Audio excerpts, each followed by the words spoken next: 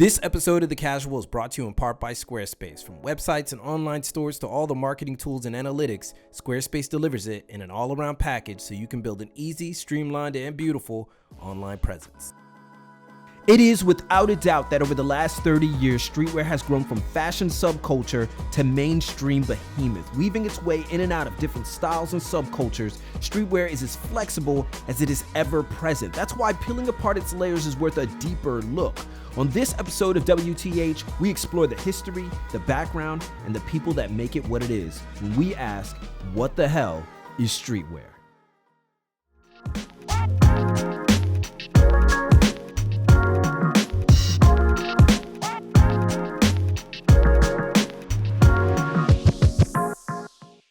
Streetwear today is at its apex, but there was a time when things were much simpler. Many accredit Sean Stussy with the first official streetwear brand when the eponymous Stussy debuted in the 1980s. While Sean himself notes that he doesn't put a label on Stussy, it still didn't stop it from being adopted by the skate and hip-hop scenes emerging from the West Coast, making it the precursor to brands like Fresh Jive, The Hundreds, and Ruka, among others. Streetwear's foundations in California had a profound influence on the apparel pieces. Due to the mild weather and the budding genre's connection to skate and surf, initial offerings were simple: hoodies, crews, hats, and of course, the t-shirt. The graphic t-shirt itself became the official calling card for any streetwear brand, particularly the logo tee, which till this day remains the unofficial symbol of streetwear. At the same time out east, primarily New York, streetwear would take on clear urban undertones as hip-hop became a pivotal element in its comeuppance, with brands like 555 Soul embracing the underground fashion movement and the urbanized youth leading the way, combining vintage luxury, sportswear, and outdoor apparel. And it was then that streetwear would take on its rawness, becoming undeniably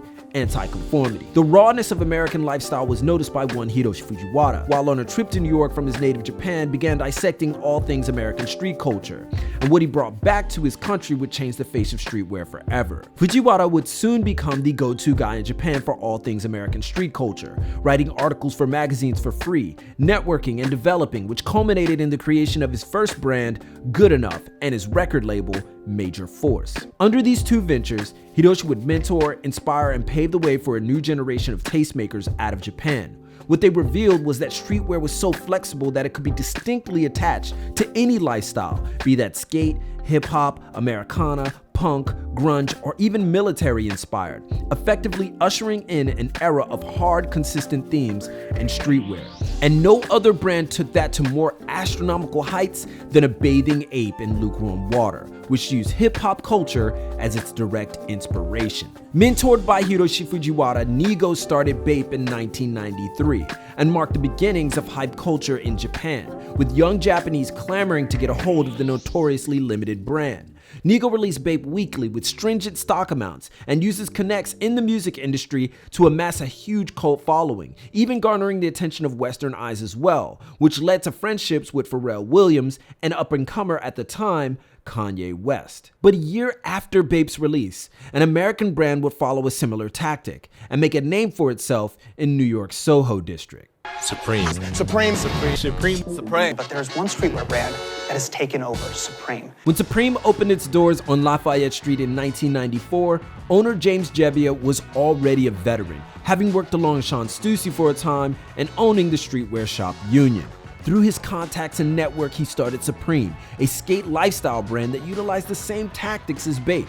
It released weekly with limited items and was only available at its flagship location. This was unprecedented at the time, but Jebbia saw the power of being the only proprietor of his goods, and it worked out beautifully. While there's no need to mull over the success of Supreme, it's important to note that it had something even Bape couldn't match: the power of American marketing. While Bape provided a window into Western hip-hop style and culture for a Japanese audience, it was essentially a Japanese perspective on hip-hop. Supreme, on the other hand, had a direct line to the kids in the West growing up in the mid-90s, who were actively shaping streetwear's future. Supreme embraced skate, hip-hop, punk, grunge, and targeted the rebels, the anti-conformists, wrapped in the most ironic brand name possible. Countless brands would then follow in Supreme's footsteps, embracing anti-conformity lifestyles.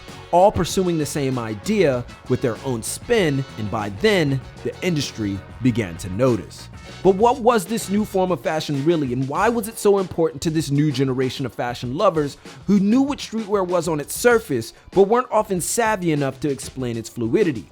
Even today, large brands that were established well before the advent of streetwear are often folded into the genre by its enthusiasts. Brands like Nike that went as far as giving Kanye West his own line of sneakers, subsequently starting a wave whose ripple effects can still be seen today, is often called streetwear, but no matter how many street-centric brands they collaborate with, or how many confuse it as such, Nike is still sportswear with connections to street. So definitely describing streetwear was near impossible, mainly because streetwear wasn't about the labels, which often gets misunderstood.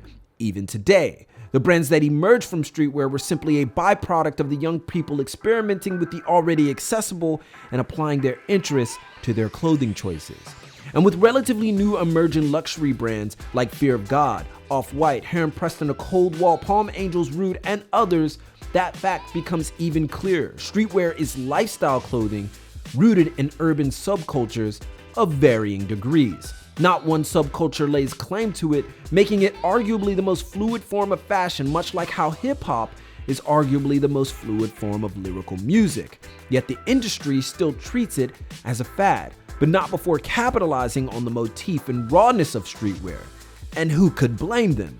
Many in the very community of streetwear approach it as a means to be fashion forward, the very act of being a hype beast, ignoring the lifestyle origins of streetwear altogether. So to answer the question, what the hell is streetwear, still may be complicated. It could elaborately be described as a populist genre of fashion derived from an amalgamation of subcultures including but not limited to skate, hip-hop, punk, and grunge. But that may be a bit convoluted for the average individual. More succinctly, streetwear is lifestyle clothing that emerged from the street. If you're looking to build a website, be sure to check out our partner, Squarespace. They got templates, social integration, customer service, and most importantly, it's easy. You can get that brand started or get those pics up in an official portfolio. Whatever you want, you can do it. But most importantly, you get 10% off when you start simply by using our link, squarespace.com/thecasual. So now you got nothing to lose. Get that site started today with Squarespace. Hey guys, thank you so much for watching this episode of The Casual. Be sure to give your thoughts on this topic in the comments below, or better yet, give a suggestion on our next episode. Right, a brand, a person, it doesn't matter, just do it. And don't forget to follow The Casual on Instagram to check out the latest in Japan or wherever else we may go.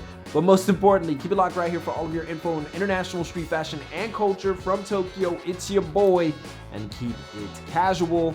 And I'll see you guys in a minute.